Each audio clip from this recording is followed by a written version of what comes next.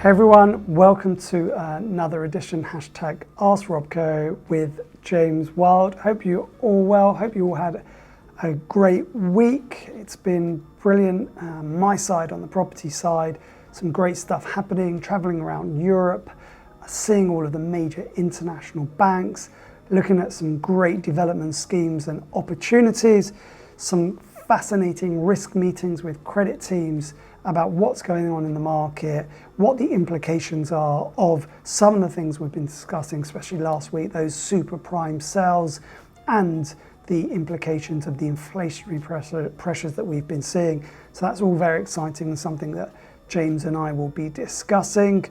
And at the same time, I was welcomed back to my university, Westminster University, back doing keynotes and lecturing again, which is something that I love, and it was great to be in front of all of those property students face to face again as the student season and trimesters kick on. So really exciting week for me.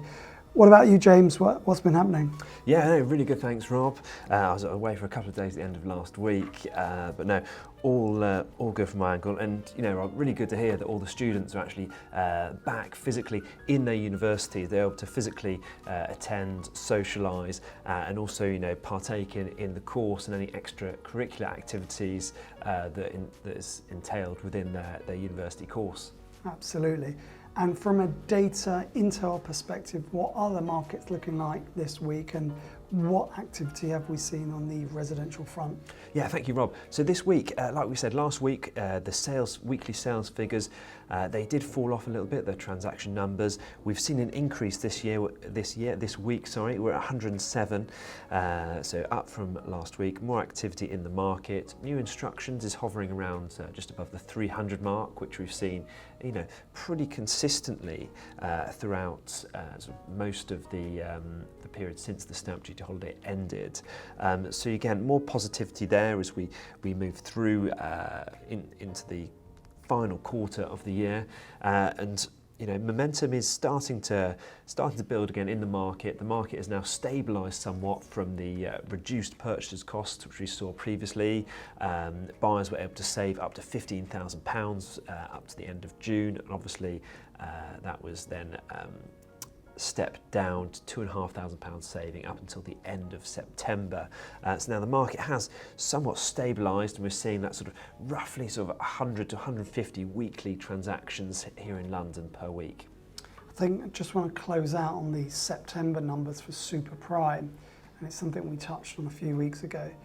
And the seasonal change this year is one of the largest seasonal change we've seen for a long time.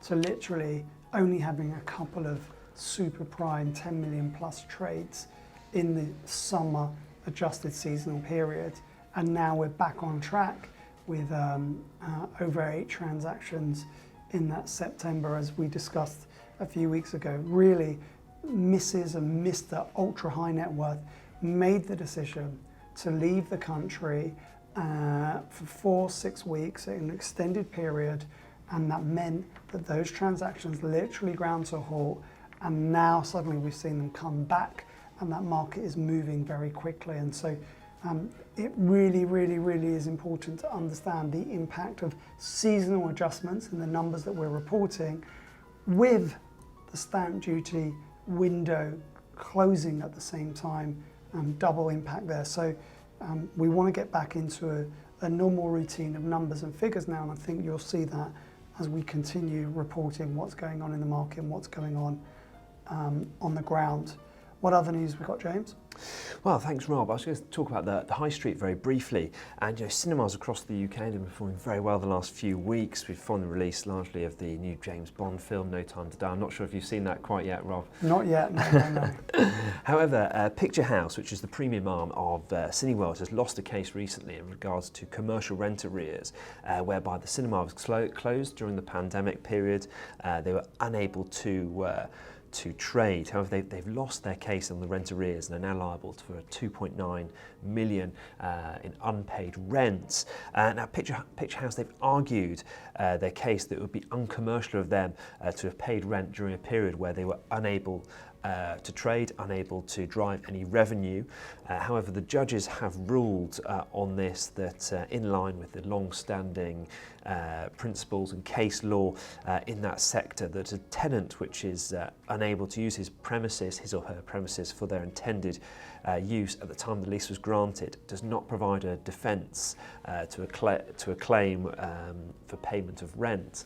This is following some of the landmark cases that we've seen early this year in regards to commercial rent arrears. But following that landmark case, there's going to be a number of these which are going to be going through the courts, and companies that are still trading, recovering, are going to potentially be liable for some enormous rent arrears, Rob. And it comes at a time where the high street is starting to recover, which is good to see. Some high streets have been affected worse than others in a lot of regional towns across the country. The high street sector has one that's been struggling for a number of years. But just wanted to bring you the latest news in terms of where we are on that, because I haven't got the exact figures in front of me, but the UK rent arrears have been soaring, obviously since the pandemic period.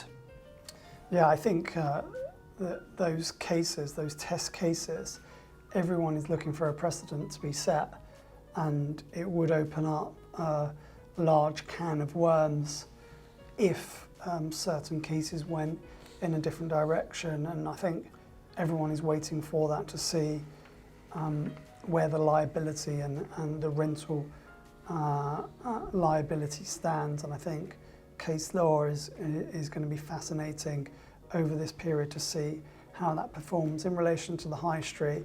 As I keep repeating, from a London perspective, busier and busier, restaurants are trading extremely well, and there's activity on the streets, and things are very much pushing now towards that Christmas shopping spree push, where we believe that spending will go up this year on the back of what we could call a missed Christmas last year.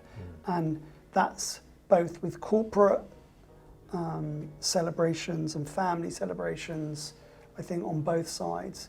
Hopefully the entertainment and hospitality industry can recoup some losses of the unfortunate season that they missed out on last year. Yeah, the high street is definitely getting busy. I mean, here on Tottenham Court Road, I can quite easily gauge it for sort of how long I queue for a sandwich at lunchtime. Well, just little indicators like this. It's so much busier it's certainly here on Tottenham Court Road as I go down to the bottom of the street to Oxford Street and New Oxford Street. It's good to see, and it's a bit more sort of normality here, and the tube is getting slightly busier as well. But in other news, we've got the fuel crisis in London has been easing, and across the country. The main issue was obviously the distribution of the fuel, rather than there being an explicit shortage, as the government was saying during the last few weeks.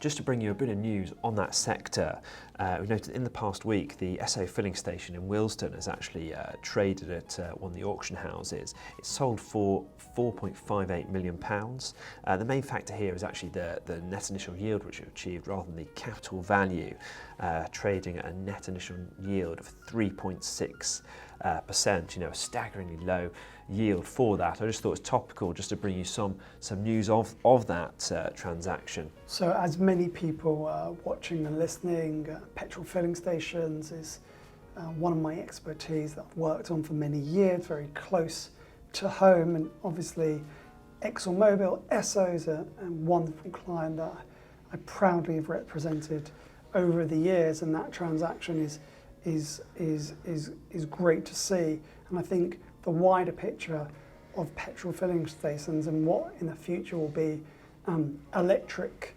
stations or energy stations, and we can already see up and down the country those new entrants have come into that energy marketplace, reforming the old petrol forecourt into what is going to be a new 2030 and beyond energy charging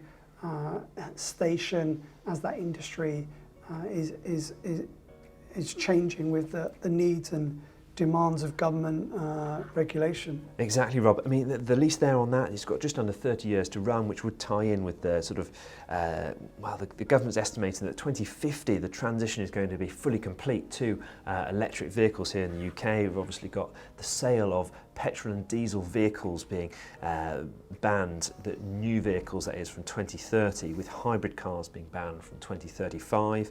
And during that period, the next 15-year period, 2035 to 2050, is sort of the real phasing out period which the government is doing. Just in terms of the built environment changing, we've got building regulations also now have changed over the sort of recent years, so that electric vehicle or EV charging points have to be required at every new development, you know, just to keep them current, to save any sort of parking facilities there, or facilities becoming obsolete in any way, Rob. I mean, here in London, the congestion has been sort of being fought by the Mayor of London for a number of years, but obviously that's going to be a completely changing sort of industry and sector, obviously, isn't it? Yeah, absolutely, and it's one to look out for. I think I positively promoted energy, sustainability, the environment, and that's one of the alternative areas in property, real estate, and the built environment moving forward, and it's an exciting one to see innovate and change. Definitely. Well, as the built environment is changing, so is the way we shop. As we were sort of bringing you news of the sort of Amazon Fresh stores, which created, you know, quite a lot of publicity as they have opened, being sort of checkout free and not having any sort of checkout staff at all. So Tesco has opened their first checkout free store down the road in Holborn. It's a concept that's worked really well with Amazon Fresh. It's something that might work better in sort of everyday items and purchases, rather than any sort of luxury shops or sort of experience shopping facilities. I mean, do you see it sort of changing the high street in any way, Rob, at all? Any other sectors possibly moving in that direction? I'm fascinated by the space. As I said, I've been with the university students, and the question always comes out, you know, Rob, what do you see as the next growth area, or how do you see real estate and property changing? And the high street, retail, logistics, distribution, warehousing is a fascinating space where I can really see over the next 10 years a complete change in how we live our lives, and the speed to which you either purchase your items in store, or the speed to distribute from warehouse or shop to the home is going to get less and less and quicker, and consumer demands and consumer servicing in that space is just going to get ramped up, and it is, you know, probably the most exciting decade to look forward to in terms of everything retail related, whether high street or online. Yeah, it's definitely going to be one of those periods whereby the world really changes in the next sort of 10 to 20 years. We've sort of gone through it with the way we listen to music, the way we watch films, and now sort of the way we shop, the way we travel, the way people buy cars is going to change, obviously. On that topic, ULEZ, the ultra-low emission zone, is being extended here in London on Monday. That's Monday the 25th of October. Those driving non-compliant cars and motorcycles will face daily charges of £12.50 to enter the zone, which on top of the congestion zone, if you're driving a non-compliant vehicle, that'll be a total of £27.50 a day. And that is going to affect sort of 100,000 journeys a day, roughly the Mayor of London is saying. So whether those will continue to drive revenue, or whether some people might sort of alter their means of travel and transport, that we'll have to wait and see. But sort of quite wholesale changes there, really, in the way that we're sort of driving traffic out of London. Yeah, I mean, we talked about this pre-show, James, and, you know, I can't quite get my head around this one, and I think I'm going to be adversely affected.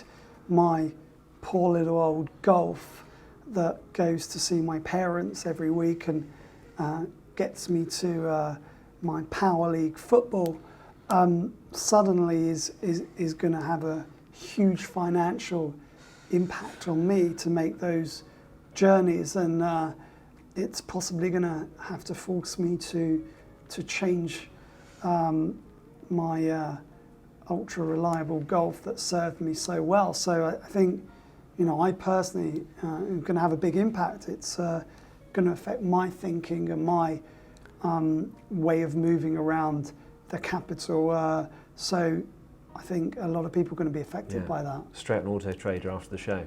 I think so, absolutely. Just in terms of London transport news as well, after petitions, which gained 150,000 signatures very quickly, the night tube is returning on Saturday, the 27th of November.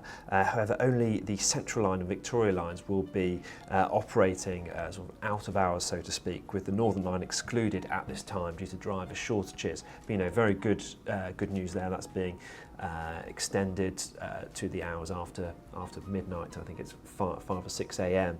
That's going to facilitate people going out for dinner, maybe sort of to bars and things, certainly in central London, facilitating them to get home. So hopefully sort of further driving the economy and the sort of more nighttime economy more so here in London. Absolutely. Any other news this week? That's it from me. Huge thank you to our both loyal continued audience on the podcast, on YouTube and LinkedIn and all the other socials and platforms. Really appreciate it. I'm getting such great feedback from all angles, whether from our bankers, from our clients, from our lenders, from the developers, from everyone in property and real estate, from the students, from the surveyors. The support has been tremendous, and I'm super grateful for that.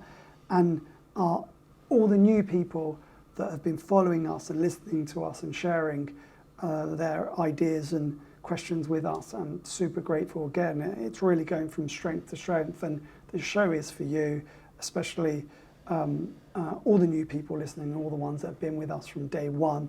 Super grateful for that, and I can't be more thankful. And before we close out, got a little bit of a surprise for you, James. A COVID belated thank you and recognition for 5 years at the MJ Group, celebrating your great dedication and help and support, and recognising and appreciating that. So a little trophy there for you, a nice bottle of champagne for you to celebrate, some money to spend at Selfridges, a thank you card, and a engraved Mont Blanc pen for you to say thank you. So well done, James. Excellent. Oh, no, thank you very much. Congratulations, and well deserved. No, thank you very much, Rob. It's been it's gone in a flash really the last 5 years. It only seems like sort of a few weeks back that I was joining the company. No, it's been excellent. So I'm sure I'm sure the next 5 years will go just as quick. It will do. Thank you so much. Great achievement. Well done. And thank you all for listening. Thank you all for watching. Thank you all for sharing. Thank you for your input. And we will see you all next week with another edition #AskRobco. Take care, everyone. Thanks very much, everyone.